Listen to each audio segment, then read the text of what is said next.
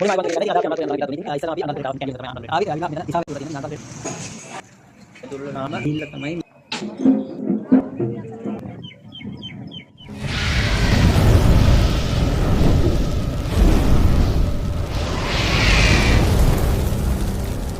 මුලින්ම ආයුබෝවන් කියලා කීට ගන්න. ඉතින් අද අපි අනුරාධපුර යන්න තමයි පිටත් උනේ. ඉතින් ඉස්සෙල්ලාම අපි අනුරාධපුරයට ආවා. කැන්ඩි වලින් තමයි අනුරාධපුරයට ආවේ. ආවිලා අපි මෙතන තිසාවැව ඉවර තියෙන. ඉතින් අනුරාධපුරයට කිලෝමීටර් 5ක් විතර කලින් තිසාවැව තියෙන. එතන ලොකු ඉවුරක් තියෙන. ඉතින් ඉවුර බලන්නත් ආවා ඉස්සෙල්ලාම. ඉතින් මේ තියෙන ඉවුර මේ රැල්ල ගහන්නෙත් මේ තිසාවැවේ. මේ තිසාවැවේ දකුණු පැත්තේ කොටස තමයි අපි ඉන්නේ.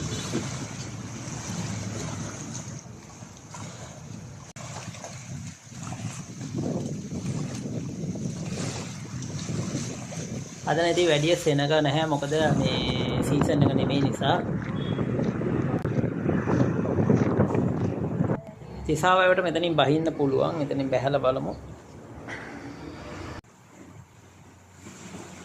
මුහුදු රැල්ල වගේ මේ තිසාවැවේ රැල්ල එනවා. ඒක මාරයි.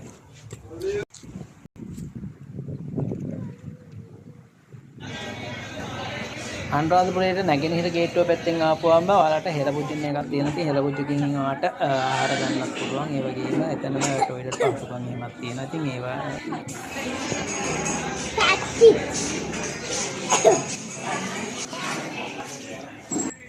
වගේම නැගෙනහිර ගේට්ටුවෙන් ආවට පස්සේ ඔයාලට බස් පහසුකමුත් දීලා තියෙනවා. ඉතින් ඔයාලට බස් එකේ කෙනෙක් නම් ඔයාලට මළුවට මෙන බස් එකේ එන්නත් පුළුවන්. ඒ වගේම මළුවෙන් පිටත් වෙලා ඒ බස් එකේම ඔයාලට ටවුන් එකට යන්නත් පුළුවන්.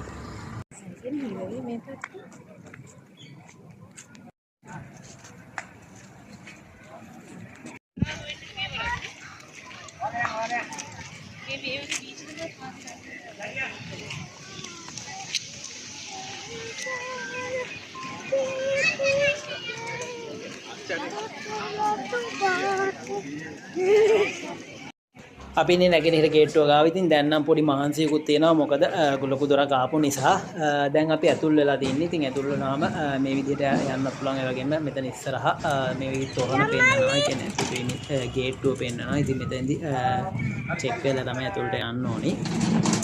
ඉතින් ඒ වගේම මෙතන ගිහපුවාම ඉස්සලාම වැටෙන්නේ ජයසිරි මහ බෝධින් වහන්සේ ගාවට. ජයසිරි මහ බෝධින් වහන්සේ ගාවට ගිහිල්ලා තමයි මෙතනින් අපි ඊළඟට යන්නේ රුවන්වැලි මහ සෑයට.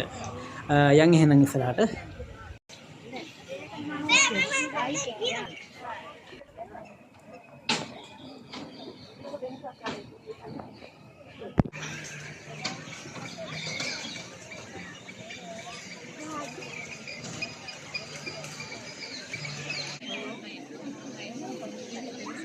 අද නම් ගොඩක් සෙනග වගේ. මොකද අපි බුද්ධ පූජාව තියෙන වෙලාව තමයි අපි මේ ඉන්නේ ජයසිරි මහ බෝධින් වන්දින්න. ඉතින් ඒක නිසා මේ ගොඩක් සෙනග වැඩි.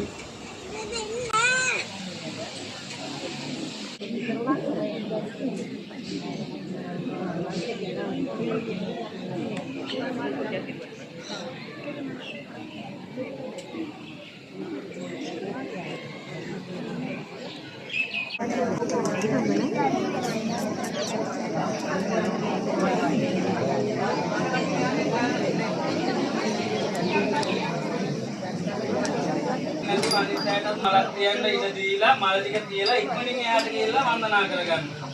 අනිත් අයටත් මල තියන්න දෙන්න අවස්ථාවක් දෙන්න.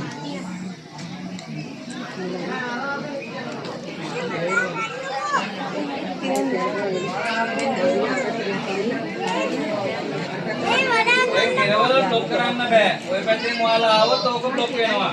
ඔය එහා පැත්තේ ආසන දෙකෙන් එයාලා පූජා කරගන්න ඒවා. ඔනිත් අපි ජයසිරි මහ බෝධියත් වැඳලා ඒ වගේම ලෝවා මහපාය බලන්න ආවා. ඉතින් ලෝවා මහපායේ තියෙන්නේ ඔයාලට ජගලිහිර ගේට්ටුවෙන් ඇතුල් වෙලා ජයසිරි මහ බෝධින් වහන්සේ වැඳලා පස්සේ රුවන්වැලි මහ සෑයට යන හරහා ඒ අතරතුර තමයි ලෝවා මහපාය තියෙන්නේ. ඉතින් මෙතෙන්දී මේ තියෙන්නේ ලෝවා මහපායේ බුන් ටිකක්. ඉතින් මේකෙදී කතාවක් තියෙනවා. ඉතින් ඉස්සර කාලේ මේක මහල් 9කට තිබ්බා කියලා. ඒ වගේම වහලය ලෝහ වලින් හදපු ඔලු වලින් තමයි සෙවිලි කරලා තිබ්බි කියලා කතාවට කියනවා. ඊට පස්සේ මේක ගින්නක් ඇති වෙලා මේක විනාශ වෙලා තියෙනවා. දැන් ඉතින් මේකේ තියෙන්නේ මේ කලුණු, ඒ කියන්නේ මේ කුළුණු ටික විතරයි තියෙන්නේ. ඉතින් මේ කුළුණුත් 1600ක් විතර තියෙනවා කියලා මෙතන මේ සඳහන් වෙලා තියෙනවා.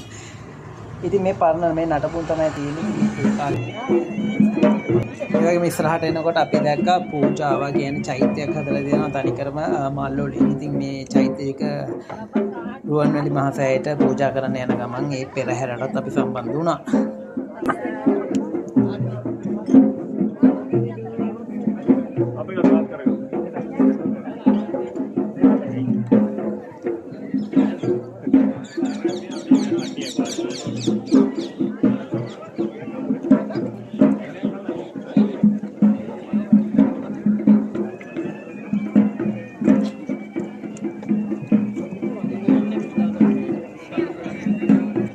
පහන් පත්තු කරන්නම් කියලා හිතාගෙන හිටියේ. දැන් මේ පෙරහැරත් එක්කම රුවන්වැලි මහසෑයට ගිහිල්ලා ඊට පස්සේ ඇවිල්ලා පහන් පත්තු කරනවා කියලා හිතුවා.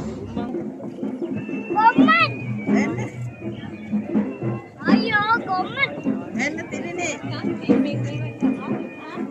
අප්පටි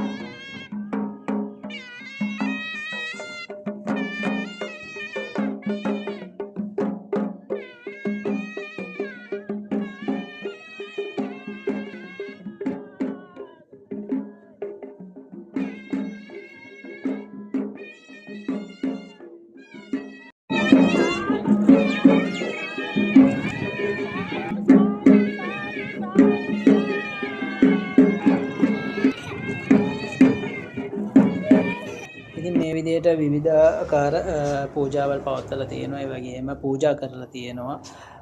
චීවර පූජා කරලා තියෙනවා. ඒ වගේම මෙතෙන්දී ආහාර වර්ග බෙහෙත් වර්ග මේවත් පූජා කරලා තියෙනවා. මේක රුවන්වැලි සෑය ඉදිරිපිට තමයි පූජා කරලා තියෙන්නේ. ඒ වගේම මෙතන මේ රුවන්වැලි මහසෑය ඉදිරිපිට හදලා තියෙන බුදු ගෙදර. ඉතින් මේක මේ ළඟදී තමයි හදලා තියෙන්නේ. ඒකටත් අපි ගියා බලන්න.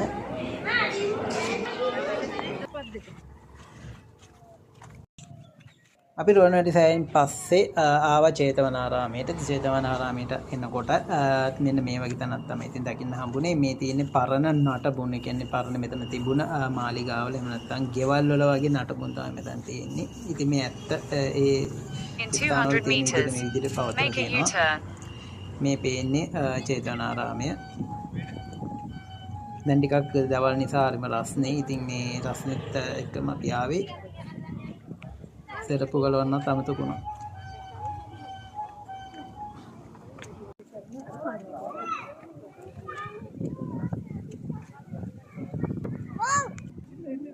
චේතවනාරාමයේ මෙතන මේ පල්ලෙහාට මේ මළුවටත් අල්ලලා තියෙන ගල් නිසා ගොඩක් රත් වෙලා තියෙන. හරිම අමාරුයි මේක ඉන්නේ.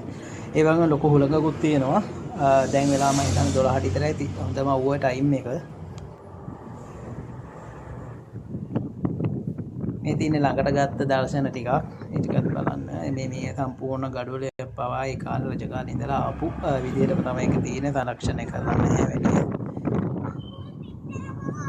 ඒ වගේ මෙතන උඩ කොතේ කඩාගෙන ආපු කොතේ කොටසකුත් තියෙනවා. ඉතින් මේකත් මෙතන එයාලා තැම්පත් කරලා තියෙනවා. ඒක බලන්න ලැබීම වගේම අල්ලන්න ලැබීමත් ඉතින් පිනක්. ඒ වගේම මෙතනත් තියෙනවා නටබුන් ටිකක්. ඒ ටිකත් බලන්න අපි ඉස්සරහට යන්.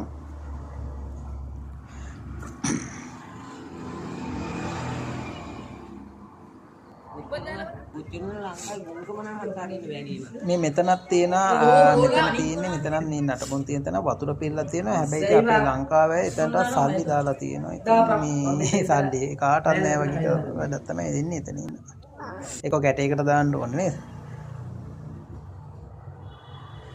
දැන් අපි ආවේ තූපාරාමයේ බලන්න. ඉතින් ලංකාවේ විදුණු පළමු චෛත්‍යය කියලාත් කියනවා. ඒ වගේම තූපාරාමෙත් බලන්න ගොඩාක් දැන් තියෙනවා. ඉතින් පරණ සිද්ධාස්ථානයක් විදිහට ගොඩාක් පරණ නිර්මාණ මෙතන බිහි වෙලා තියෙනවා. ඉතින් මේ වගේ හදලා තියෙනවා. නෙලලා කොටලා තියෙනවා.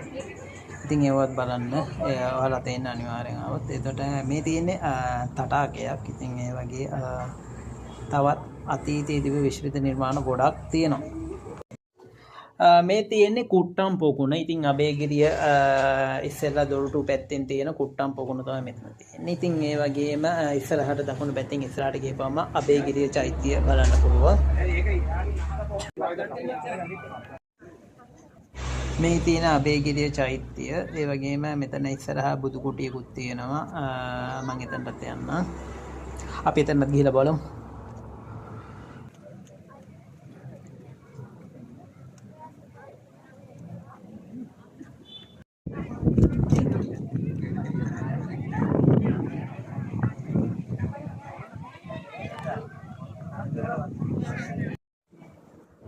මේ තියෙන බුදු කුඩිය ඇතුලේ කරලා තියෙන නිර්මාණ. ඉතින් ගොඩක් ලස්සන නිර්මාණ තියෙනවා. ඒ වුණත් බලන්න පුළුවන් වලට ඇවිල්ලා. බුද්ධ ප්‍රතිමා හදලා තියෙනවා. රූප පින්තූර ඒ විදිහටම කරලා තියෙනවා.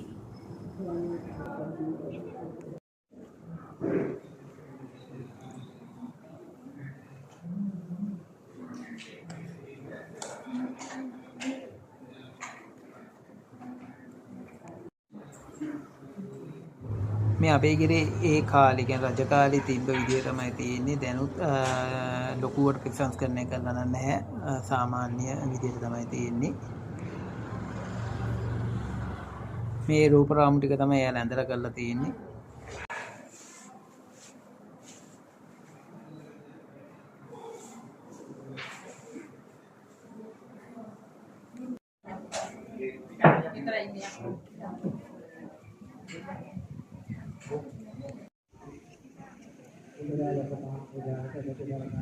අපි එහෙමනම් මේ බ්ලොග් එකේ නතර වෙනවා.